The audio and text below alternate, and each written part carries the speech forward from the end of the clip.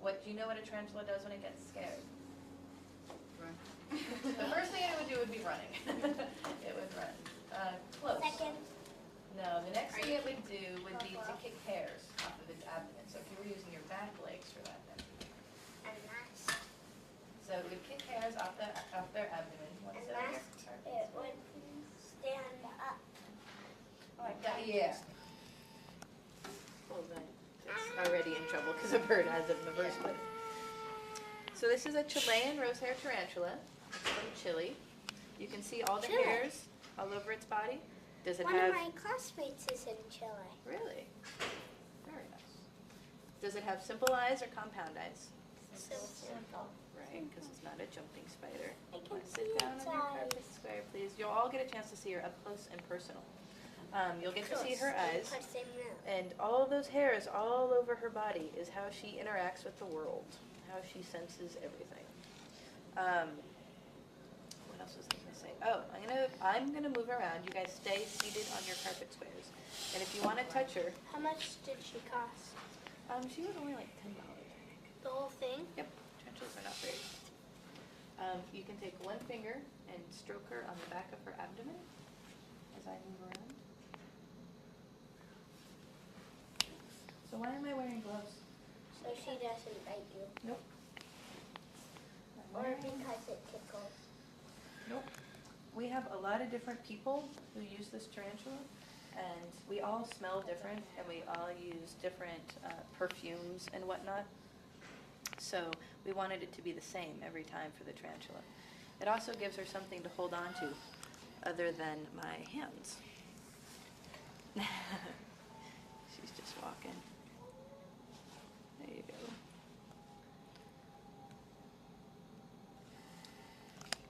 Can you keep doing it? Just keep doing it.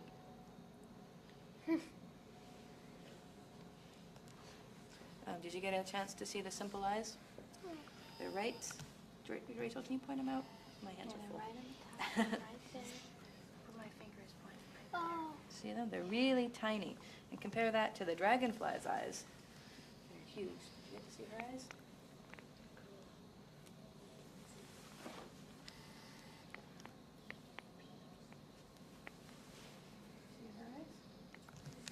See her eyes? No. But here at the zoo, we feed them mostly crickets. So any like flies, or, there's some tarantulas that are so big they'll eat a mouse. Or a bird or frog. Yeah.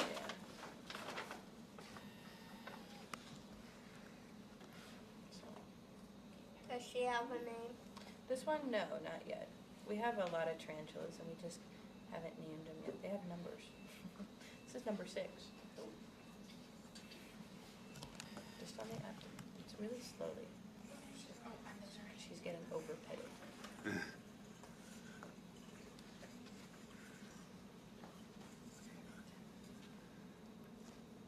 Perfect pet. She liked that one. That's very nice. See, she's relaxed.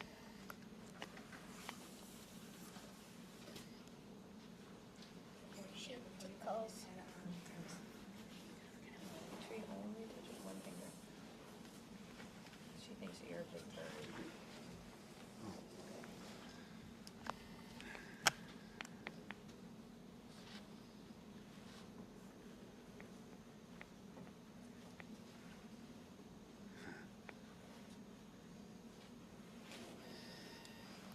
Should I stop now?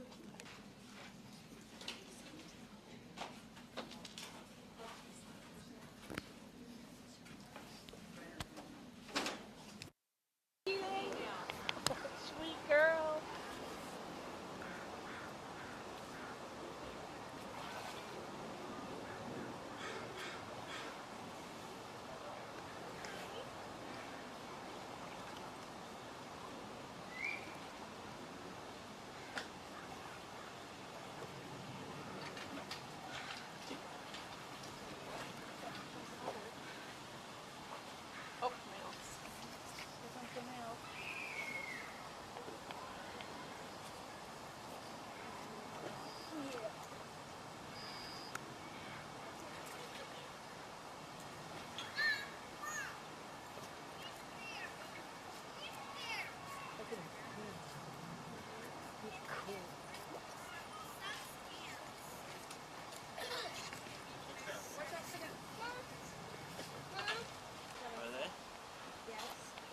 they showed the little baby ones.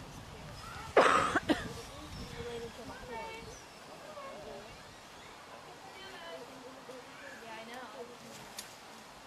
They're going to come around and their backs are going to be...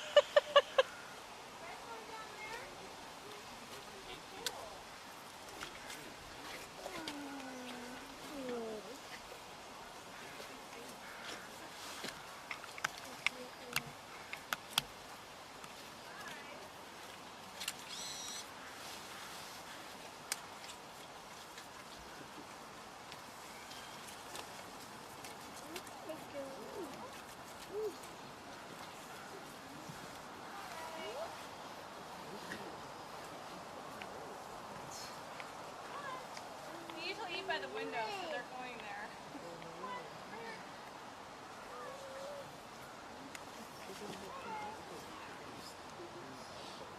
You might want to go by the window because we got this. We'll see what We'll happens. try some here and then we'll try the window. Okay? Is that all right?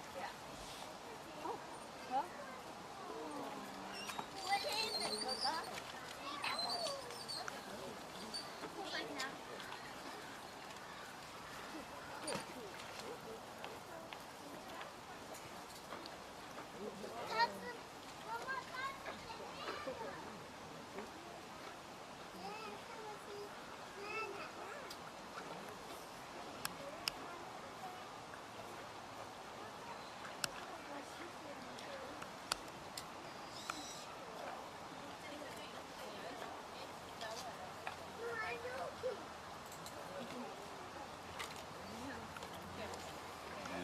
Carrot, Mom.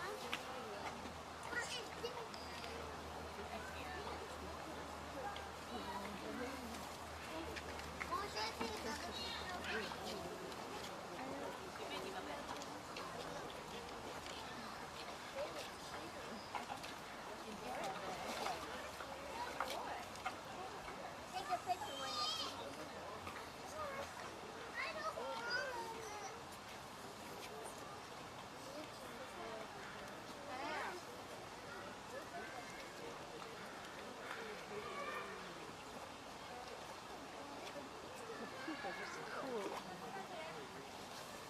hurry! Hurry! Oh God.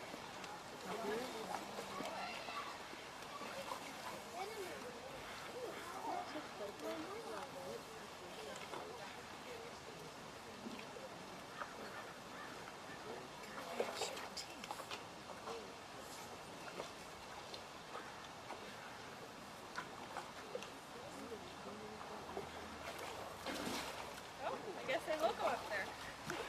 Hope they don't fall. No. Oh.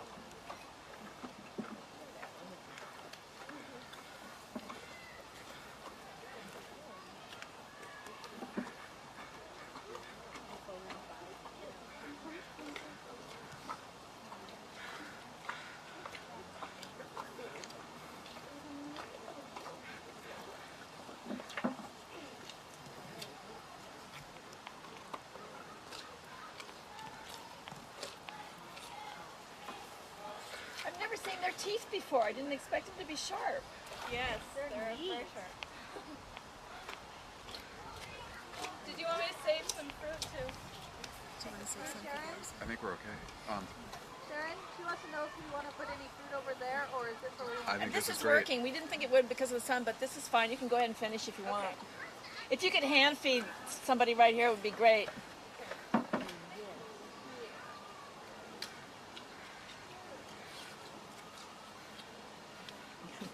Are they at all dangerous to her? No. Because if she could, like, sit on the rock. Do you have to stay above them?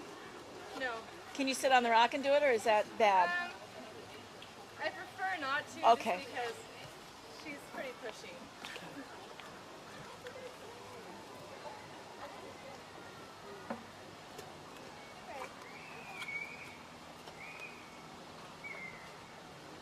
And that's it. Great. Thank you very much. You're welcome.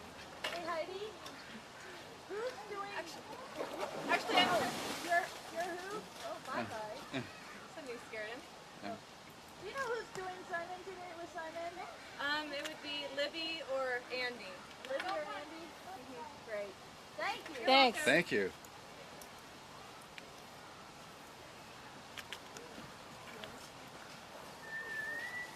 Okay, we have a half an hour till we're doing. So what do we want to do? See if we can get Simon out.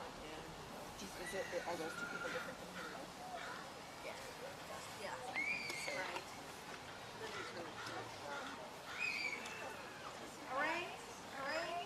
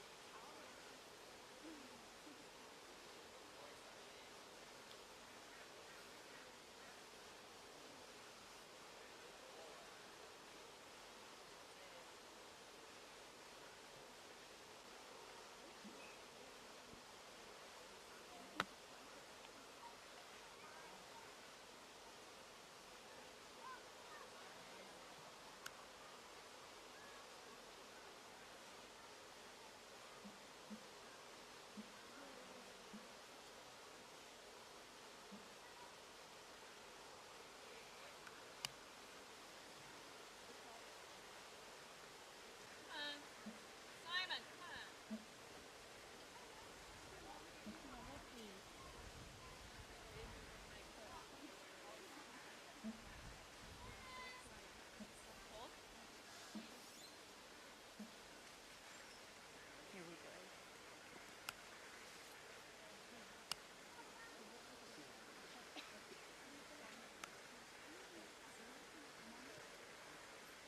Simon!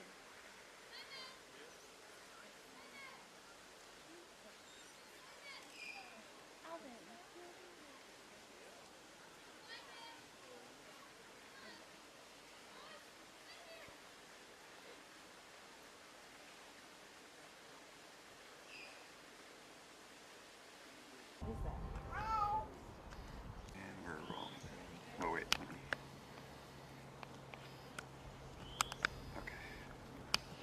Dana, let's take each animal and what their needs are and how much trouble they're in Wait. here at the zoo. Wind. We're rolling. Listen to that. Let's take the jaguars first. What sort of condition are they in here at the zoo? The jaguars are in a very old enclosure. It was built in 1951. It was state of the art at the time, but it is very inadequate. It's a very small size for two big animals. And it's concrete. They need things to dig in, trees to climb, and they need a stream or a pool of some sort.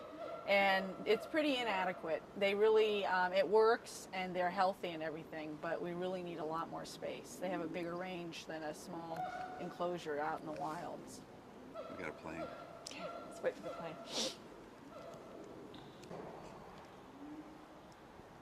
Okay, I'm Well, at rolling. least this looks pretty glum at this time of year. The green. Anything. I don't know. Do you think that's okay in the background? Judy the tiger. What sort of shape? She has an Let's the tiger. Oh, I'm sorry. Yeah. Judy, the Sumatran tiger that we have, is in an enclosure that's also very ancient, and by our modern standards is very inadequate. She needs a lot more space. I'd like a more naturalistic exhibit where they have places to swim. Tigers are great water lovers, and she has a pool that really is pretty non-functional. And just more space. The big thing is we need more space for these cats. They have large roaming territories, and they really need to be able to move around. And natural plantings are also very nice to try to duplicate what the place would look like in the wilds where they inhabit. So she needs much more room, and we're getting a male soon, and the pair will need, you know, for one cat it's sort of adequate maybe, but for two it's just way too small. I rambled, sorry. Another plane. And we're rolling. Okay. What about these cougars? What do they need? The cougars are animals that are considered, they're small cats, but they look huge, and they really need a lot more space than they're in. They have large territories in the wild, and this is very inadequate. It's concrete and caging, which we know better now that they need more than that. And so space is a big need here. They also need more of a diverse environment so they can climb, they can hide behind plants, they can swim, and it just needs a major renovation. It was built in 1951, and that's a long time ago. And we understand animals better now and the needs that they have, and they need a lot more than what we're offering them right now.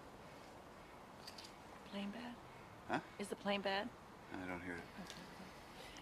Dana, this is just a job for you, right? Dealing with these cats. Not really. It's sort of a passion and a way of life. It's very time consuming. I love it. I think the keepers that work here do it because they love what they do, not for the money or anything like that. The animals are in need of stimulation and good care and things like that. And my job, part of my job, is to see that they have good psychological well-being as well as being healthy physically. And to do that, we have to have a better environment for them. And because they're on concrete, I have to use my imagination to make things more interesting for them. And we use what's called enrichment. And enrichment gives animals an opportunity to behave normally as they would out in the wilds. And I use a lot of spices and herbs, different odors, because they have a very acute sense of smell. And so I can leave messages by putting a little allspice on a tree or something. They will investigate it and rub in it and often mark it with urine or scratching or whatever. And giving them whole chickens, they can pluck the feathers instead of plucking their own fur if they're nervous. Small spaces tend to make cats pace and just sort of do abnormal behaviors. And by giving them interesting things to do in these small spaces, we're more able to duplicate what they would be doing in the wilds.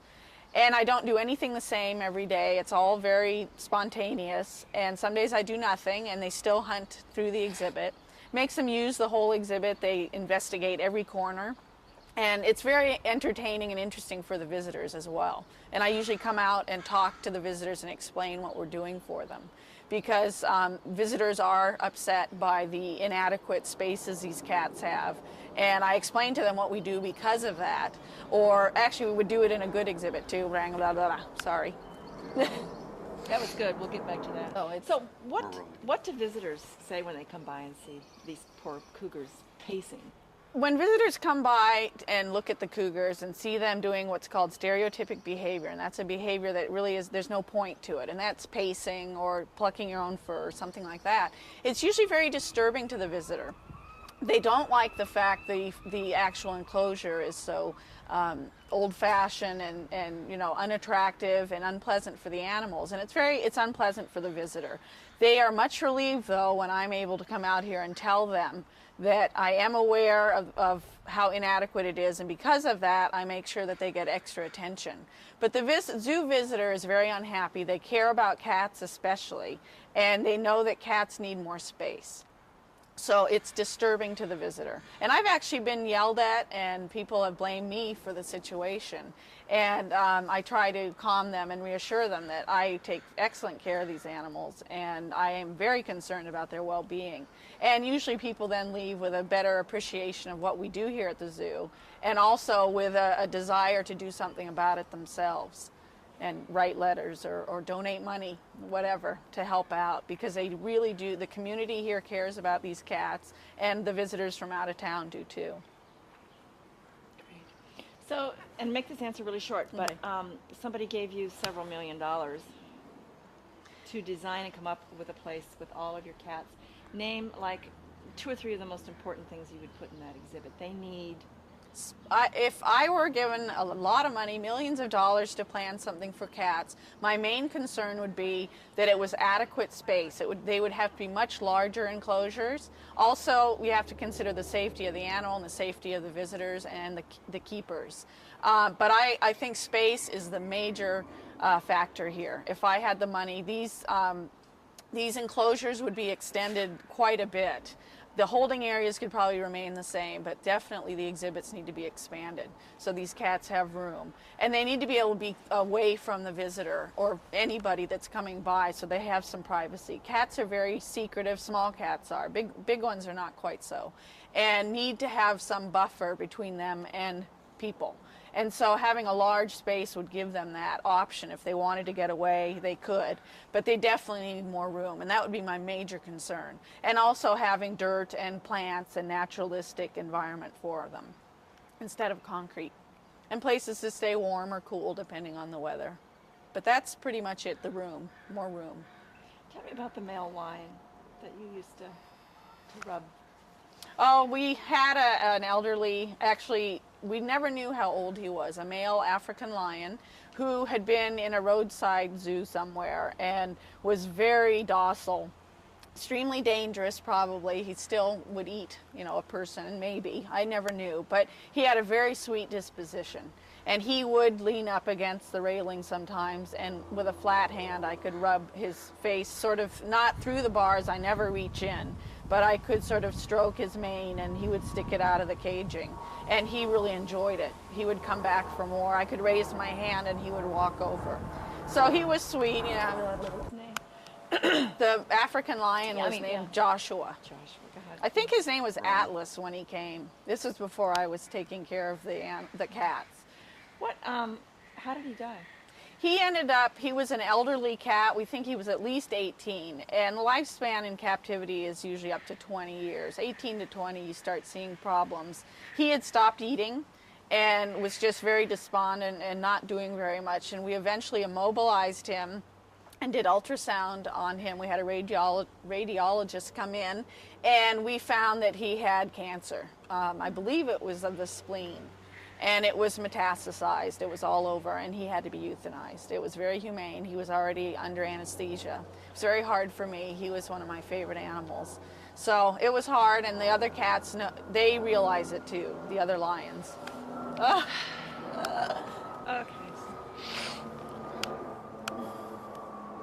What is it?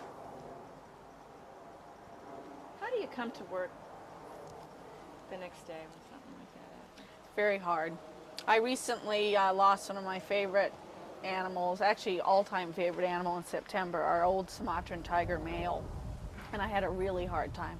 I still have a very hard time. It's several months ago, but his mate is still with us, Judy, and she howls at night, and I know she still sort of looks for him. And I find that very difficult, because I could see, especially shortly after he was euthanized, that she was definitely in some kind of mourning or, missing him somehow, because they were very close. And I missed him too, so it made it quite difficult. It's hard. I mean, we all get attached to various animals. You try not to, but they're family. So when you lose one, and we've lost a lot of elderly animals in the last couple of years, it's really sad. The whole zoo, sort of everybody, even the visitors mourn, the ones that have favorite animals here. Very difficult.